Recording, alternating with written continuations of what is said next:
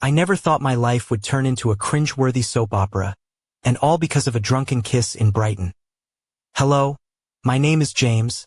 I'm 29 years old. A few weeks ago, I was gearing up for what was supposed to be the happiest day of my life. My wedding to Emily. Everything was set. Venue booked in a quaint Sussex manner, deposits paid, invitations sent to nearly 200 guests. Emily, 27, was off in Brighton with her bridesmaids for her hen party, while I was at home in London, unwinding with my best mate, Tom, playing video games. Little did I know, everything was about to unravel with a single notification. It started innocently enough. My phone buzzed with a message from Tom's girlfriend, Hannah. Mate, check Instagram now. Curious, I pulled up the app, and there it was, a post from Emily's ex, Darren. A carousel of pictures that made my heart stop. The first showed Emily laughing in a nightclub, her arms wrapped around Darren's neck. The second, him planting a full-on kiss on her lips. The third, their hands intertwined as they left the club. Fourth, a blurry selfie in what looked like a hotel corridor. Emily's lipstick smudged, hair tousled. The caption read, "What happens in Brighton, stays in Brighton. Unless you're Emily. Some things never change." I stared at the screen, my stomach twisting, disbelief battling with denial. I couldn't believe it. Emily was getting married in 3 weeks, and here she was, caught in a moment that screamed betrayal. I scrolled through the comments. Her maid of honor pleading for the post to be deleted. Strangers calling it a mess. Darren replying smugly. Tom watched me quietly. "You okay?" he asked. No, I admitted, hands trembling. I took screenshots, every picture, every comment, every timestamp showing it was posted just moments ago. Then, without thinking, I opened our wedding WhatsApp group, 178 people, and typed, "Hey everyone, just saw this on Instagram. Wedding's off." I attached the screenshots and turned my phone off, feeling numb. Tom just shook his head and we went back to the game. An hour later, I switched it back on. Over 300 notifications from the group. Chaos. Some messages were sympathetic, others accusatory. Emily's mom insisted the pictures were fake, but my family was devastated. Her bridesmaids messaged me privately, especially Lucy, the maid of honor, saying none of them knew Emily had met Darren that night. She told them she was feeling unwell and went to her room early. I felt my mind shatter. Emily called me repeatedly, but I ignored her. Then the text started. "Those photos are old, Darren's lying, please don't do this." I couldn't laugh, but the last one. "Why did you send that to everyone? You're ruining my life." Felt like a sick joke. By morning, nearly half the guest list had dropped out quietly. Those who stayed were divided, confused, or just watching the drama unfold. Emily's mum tried damage control, claiming Darren was obsessed and the photos were from a long time ago. But when my uncle pointed out that the mobile phone Emily was wearing in the photos hadn't been released until last year, Diane deleted her message. I felt like I was watching a train wreck in slow motion. At 8 a.m. the next day, Emily showed up at my flat. She looked exhausted, mascara running, hair tangled, wearing the bridesmaid's t-shirt from the night before. "James, please let me explain," she begged. I looked at her wrist, where the silver bracelet I'd given her with our wedding date gleamed. The same bracelet was visible in every one of those photos. She claimed Darren had doctored the images. I bit back a sarcastic comment about the new nose ring and freshly manicured nails she was wearing in the pictures, too. She broke down, admitting she'd seen Darren but insisted it was a one-off mistake. I was drunk, the girls were asleep, and he was there. It meant nothing. I told her the wedding was off, because what happened in Brighton wasn't just a mistake. It was cheating. She screamed, threw pillows and magazines around, shouting about how I'd humiliated her in front of everyone, how her grandmother and boss had seen the photos. When her mum called, warning me about a £30,000 cancellation fee from the venue, Emily demanded I pay half. I laughed. Why would I pay for a wedding I didn't cancel? She stormed out, warning, "This isn't over." The next morning, my car was vandalized. Deep scratches spelling out a cruel message across the bonnet. The security footage showed Emily, masked and furious, at 3 a.m. I filed a police report. Then her dad, Richard, called to negotiate wedding costs, blaming me for making the drama public. I told him the wedding was off because she cheated. He hung up angrily. Days later, I received a ludicrous legal letter accusing me of emotional distress and demanding half the wedding costs plus damages. My friend from law school laughed it off. The lawyer was a real estate solicitor, not a proper litigator. Then Emily went viral on TikTok, spinning a story about how I destroyed her life with no chance to explain. But someone found Darren's still public Instagram posts, complete with timestamps and receipts from the hotel bar. Her story crumbled. Vendors chimed in, denying her false claims.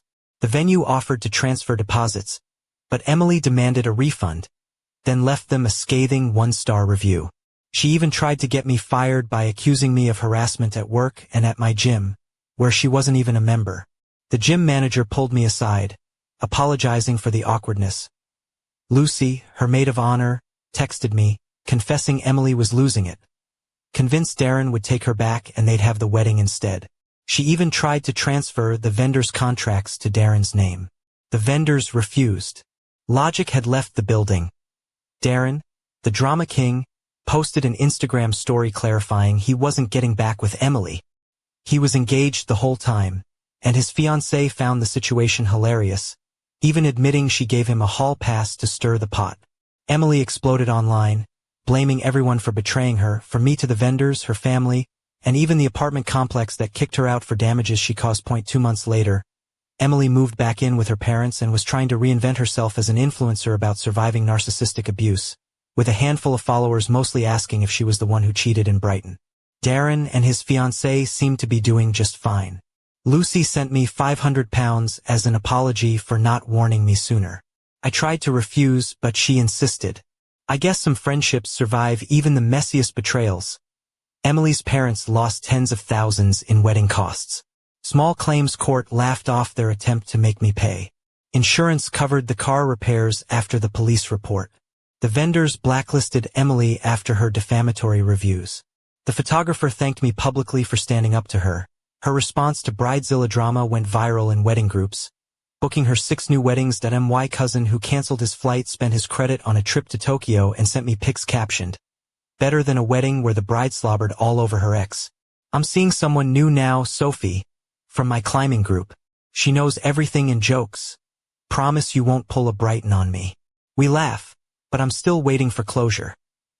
Emily sent me a 3,000-word email titled "Closure," blaming me for ruining her life and reputation. I replied simply, "I am." She fired back with a dozen more emails, calling me cold. Then she showed up at my door with a box of my stuff. Only it was a toaster from Argos with a tag still on and a blanket clearly from her parents' house. When I told her it wasn't mine, she stormed off, screaming about debts. The venue reused our date for a corporate event and even sent me a thank you card, which was weird but kind of funny. As for regrets, none. Sharing those screenshots saved everyone time and money. My 80-year-old grandmother's comment in the group chat, "Good riddance to trash," has become family legend as oh here I am, still shaking my head at how a single night in Brighton destroyed a relationship, a wedding, and my faith in someone I once loved. You'd think after all that humiliation and chaos, I'd be done with this nightmare. But no, it turns out life's got a cruel sense of humor, and it wasn't quite finished with me yet. A few days after that infamous email exchange, I was settling into the calm of my new routine when my phone buzzed with an unexpected message. It was from a local tabloid reporter. They'd caught wind of the whole Brighton drama and wanted an exclusive. At first I was tempted to ignore it, but then I thought, why not?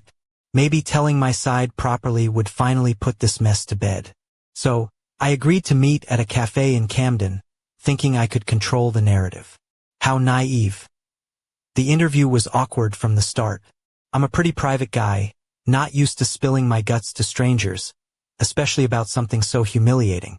The reporter kept pushing, asking if I really believed Emily's excuses, if I regretted sending those screenshots, if I thought Darren had set me up.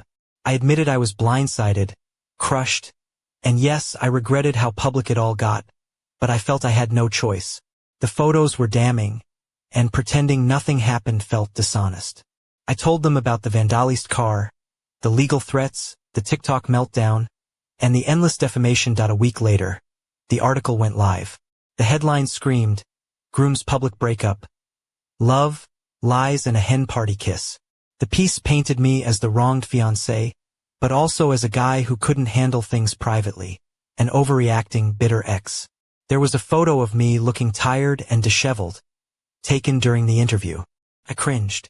The story spread like wildfire, and suddenly, friends and colleagues were sending awkward messages, some with sympathy, others with thinly veiled judgment. Worst of all, Emily's TikTok fanbase swelled. They rallied behind her, calling me controlling and cruel, accusing me of ruining a woman's life over a single mistake. On social media, I became a punchline, the villain in a messy love triangle. Even my mum got texts from distant relatives asking if I was really that bad. I wanted to disappear. Then came the strangest twist. Out of nowhere, Darren messaged me, not to gloat or stir things up, but to apologize. Turns out his fiancée had handed him an ultimatum. End the drama or risk losing her. He said he never meant for things to get so out of hand, that the photos were a stupid mistake during a moment of weakness, and he was sorry for the chaos it caused me. I didn't respond. I didn't know what to say. Part of me wanted to believe him. Another part just wanted to forget the whole lot. Meanwhile, Emily's sporadic attempts to contact me continued. Sometimes she'd text begging for forgiveness. Other times she'd accuse me of ruining her life. The emails kept coming. Sometimes long, sometimes furious, sometimes pleading. I stopped replying. It was exhausting and pointless. On a more personal front, I started dating Sophie seriously. She's kind, understanding, and honestly, a breath of fresh air. She listens without judgment and makes me laugh, which I hadn't done in months. We've joked about the Brighton incident, and she teased me about my now legendary public wedding cancellation. It helps, having someone who sees me beyond the mess. But every so often, I catch myself wondering what might have been if Emily hadn't kissed Darren, if I hadn't sent those screenshots, if I'd handled things differently. The shame of that public unraveling still stings.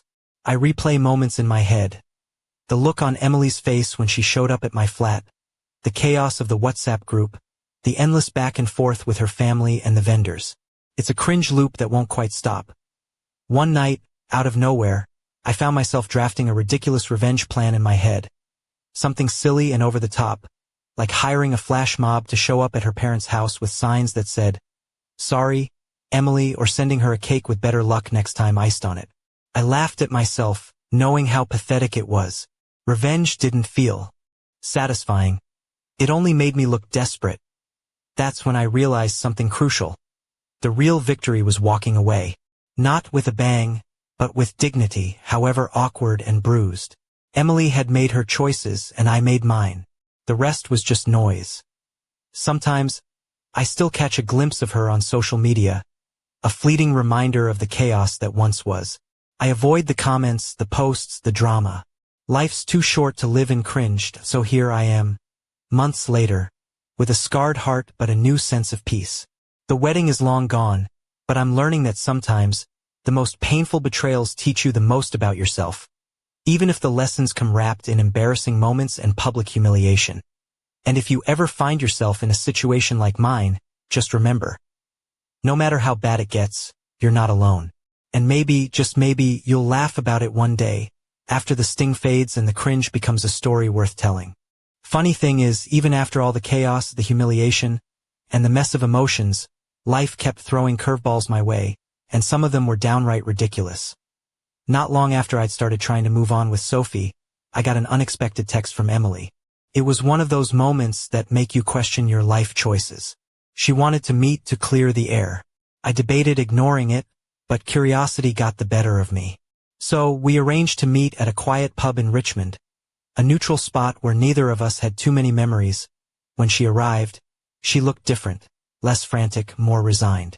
She wore a simple navy dress, a delicate silver necklace, and those same worn-out boots she'd always favored. For a moment, I almost forgot all the turmoil, but the awkwardness settled in fast. She started by apologizing for the cheating, the lies, the public meltdown. I nodded, not sure what to say. Then she went on about how she'd been forced to confront herself, her mistakes, and how much she regretted hurting me and everyone else caught in the crossfire. I wanted to believe her. I really did. But then came the cringe moment. She pulled out a small box and handed it to me. Inside was a homemade apology gift. A hand-painted mug with a cartoon of a broken heart glued back together, and a badly written poem about forgiveness and fresh starts. I wanted to laugh, but I just smiled awkwardly and thanked her. It was painfully obvious she thought this was some grand gesture. But to me it was more like a high school apology card. Still, I appreciated the effort. Mostly because it meant she was trying to own up to her mess. Even if in the most cringe-worthy way imaginable. After that awkward exchange, we parted ways without any promises or plans. I wasn't sure if we'd ever truly find closure, but I felt a little lighter. Sometimes you just have to accept that some people don't change the way you want, and that's okay. Life with Sophie continued to grow better.